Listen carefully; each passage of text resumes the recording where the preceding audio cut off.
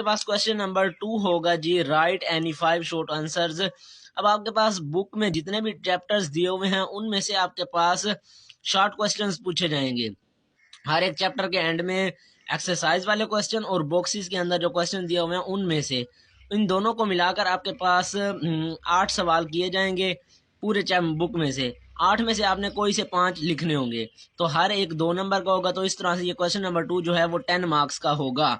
तो इस लिहाज से आपने चैप्टर्स के जितने भी शॉर्ट क्वेश्चंस हैं उनको अच्छी तरह से प्रिपेयर कर लेना है। मजीद गैस में मैं आपको कुछ सिलेक्टिव चैप्टर्स और क्वेश्चन बता दूंगा, वो आपने कर लेने हैं।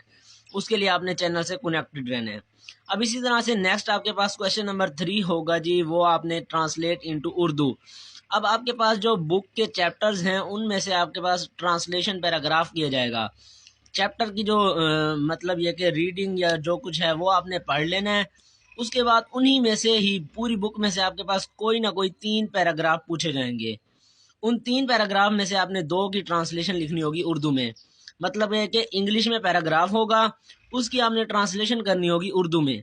तो 4 नंबर का एक पैराग्राफ होगा दोनों को मिलाकर, तो ये 8 नंबर का क्वेश्चन नंबर 3 होगा ट्रांसलेशन का। इसी तरह से नेक्स्ट क्वेश्चन नंबर 4 होगा समरी और पैराफ्रेज।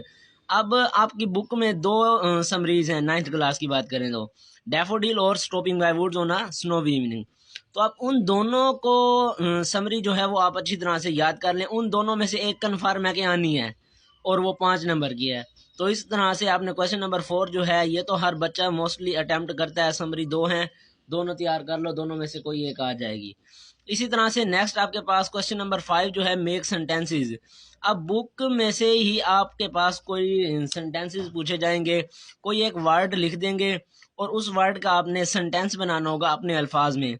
फॉर एग्जांपल सेक्रीफाइस आ जाता है, उसका आपने बनाना होगा जी सेंटेंस। सेंचुरी हो गया, इसी तरह से और भी बहुत ज़्यादा हैं। तो बुक्स में जितने भी हैं आपके पास ग्लोसरी में दिए हुए हैं या बुक के एंड में एक्सरसाइज में वो, और उसके अलावा आप 5 ईयर से इसकी तैयारी कर लो जितने भी दिए हुए हैं वो वाले। बस आपको वर्ड का मीनिंग आ जाए, बाकी सेंटेंस आपने खुद बना लेना है। तो इस तरह से 5 नंबर का ये होगा। आपके पास 8 सेंटेंसेस होंगे, उन 8 में से कोई से आपने 5 लिखने होंगे। तो इस तरह से हर एक 1 नंबर का होगा। तो क्वेश्चन नंबर 5 जो है वो 5 नंबर का बन गया।